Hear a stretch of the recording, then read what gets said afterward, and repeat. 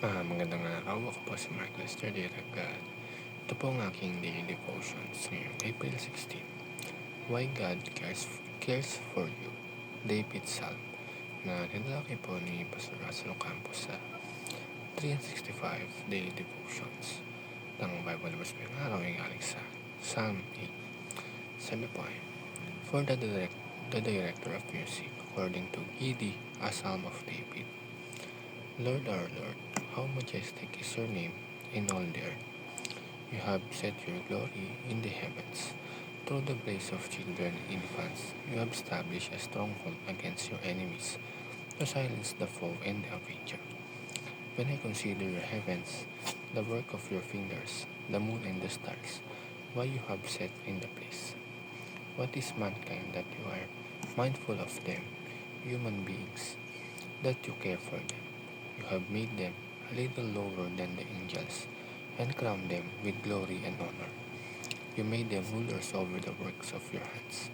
You put everything under their feet, all flocks and herds and the animals of the wild, the birds in the sky and the fish in the sea, all that swim the paths of the seas. Lord our Lord, how majestic is your name in all the earth. Sa psalm na ito, makikita natin ang isang napakagandang contrast.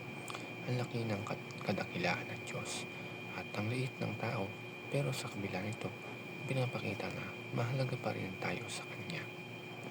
At ang first teaching is, God created the vast universe, glorious and beautiful. Kapag tinitingnan natin ang langit, ang mga bituin, ang buwan, at ang buong kalikasan, makikita natin kung gaano kalaki at kadakila ang Diyos. Sobrang lawak ng universe. Halos hindi natin kayang sukatin at sa laki nito, parang napakaliit lang natin. Minsan napapaisip pa nga tayo na, Lord, bakit mo pa ako papansinin? Pero dito magsisimula ang realization. Ang Diyos na lumikha ng napakalawak na universe ay siya ring Diyos na nakakakilala sa ating personality. At ang second, God cares for little ones, human beings. Sa kabila ng laki ng creation, sinasabi sa Psalm chapter 8 na iniisip pa rin tayo ng Diyos. Inaalala niya tayo, pinapahalagahan niya tayo. Ibig sabihin, hindi tayo insignificant. Kahit pakiramdam natin maliit lang tayo o walang impact, mahalaga tayo sa Diyos. Kilalang kilala niya tayo. Ang thoughts natin, struggles natin, at ang kahit mga bagay na hindi natin masabi sa iba. At ang last teaching, God crowned them and made them rulers over creation. Hindi lang tayo inalagaan ng Diyos, binigyan niya pa tayo ng responsibility. Ginawa niya tayong stewards ng kanyang creation. Ibig sabihin, may purpose ang buhay natin.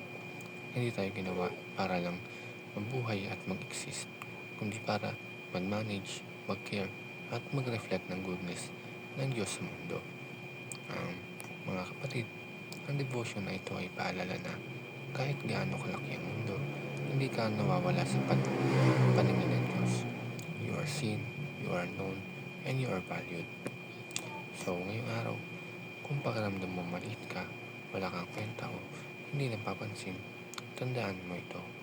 The same God who created the universe is the same God who cares deeply for you. Yun lamang po.